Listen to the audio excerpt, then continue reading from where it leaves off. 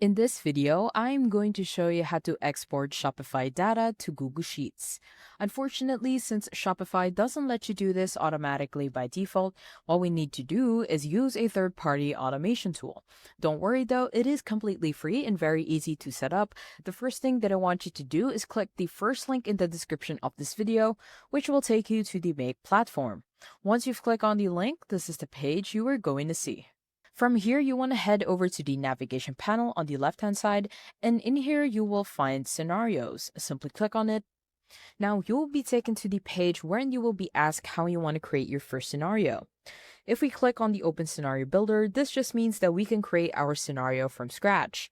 However, if you click on Browse Templates, this will take you to the Public Templates page, wherein you can pick or you can choose from one of the public templates, which are pre-made automations. Now, the first thing that we want to do is we want to head over back to the scenarios page. And in here, we want to create our scenario from scratch. So simply click on the Open Scenario Builder. Now, you will be greeted with a big plus sign. What you want to do is you just want to simply click on it. And on the right hand side, it will show all of the applications or what we call as modules. And the first thing that we want to do is we want to add Shopify as our module. And to do that, you want to head over to the bottom bar where it has an option for search. Simply click on it and then search for Shopify. Now, on the very top, you want to then go ahead and click on Shopify, but do make sure that on the right-hand side, it says that it is a verified application. Simply click on Shopify. Now, what we want to do is we just want to scroll down, and then you want to pick what type of data you want to export. If you want to export orders, simply click on Search Orders. And if you want to export products, simply click on Search for Products. And for the customers, simply click on Search Customers. Now, once you do on the connection, you will be asked to add a connection. And to do that, you want to simply go to the right-hand side and then click on Add. And in here, you want to select the connection type. So click on the drop-down and then be sure to select Shopify. Now, you can add a connection name or you can leave it as is, but on the subdomain, what we want to do is we want to head over back to Shopify, and in here, you want to go to the navigation panel on the left-hand side, and on the very bottom, where it says Settings, simply click on it. And then you want to go to your navigation panel on the left-hand side, and at the very top, you will see the name of your online store, and below should be the domain. Simply highlight the whole domain and then press on Ctrl+C to copy. Now we can now head over back to Make. On Make, you want to go to subdomain, and in here, you just want to paste the domain. So simply press Ctrl+V or Command+V. Now what you want to do is you want to highlight until.com. So that should be .myshopify.com, and then just simply click on delete. Once that's done, you want to go to the bottom and the right hand side and then click on save. And then on the right hand side, this will be the same thing for every search option, is that you will have a query mode.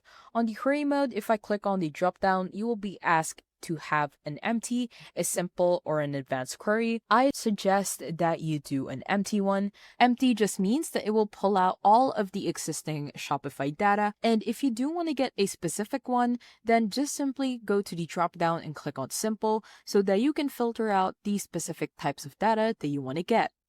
I want to pull out all of it, so simply click on the drop down for empty, and in here on the sort results by, you want to click on the drop down and you want to make sure that this is a creation date. Now you can either pick if you want the older to be first or the newer. I prefer the newer to be first to older, but it doesn't matter since we can just change this later on Google Sheets. Now for the customer limit, you can add a maximum number of customers retrieved in one execution. I prefer to have about 10, and you can add this as long as it is a number from 1 to 250.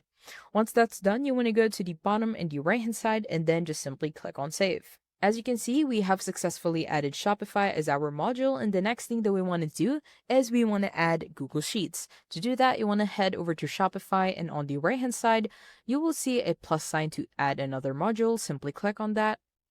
And the next thing that we want to add is Google Sheets. And once again, if you can't find Google Sheets, you want to go to the search bar here below and just simply search for Google Sheets. Now you want to go to the very top that says Google Sheets, and on the right hand side it says verified. Be sure to click on that. And then you want to go to the rows section, and in here we want to click on add a row. Simply click on it. And the next thing that we want to do is we want to head over to connection, and in here we want to add our Google account. So simply go to the right hand side and then click on add. And once you do, it will be asked to create a connection name. You can leave it as is, but on the bottom and the right hand side, simply click on sign in with Google. Now on the search method, you want to click on the drop down and be sure to click on search by path. On the drive, you just want to click on the drop down and select where your Google Sheet is located. Mine would be my drive. And on the spreadsheet ID, before that, I want to show you my Google Sheet.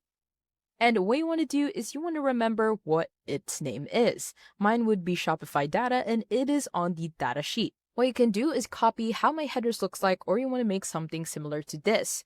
Now, you want to simply go to the spreadsheet ID section, and below that, simply click here to choose file. This will show you your whole drive, and what you want to do is you just want to simply click on the specific spreadsheet. Mine would be Shopify data.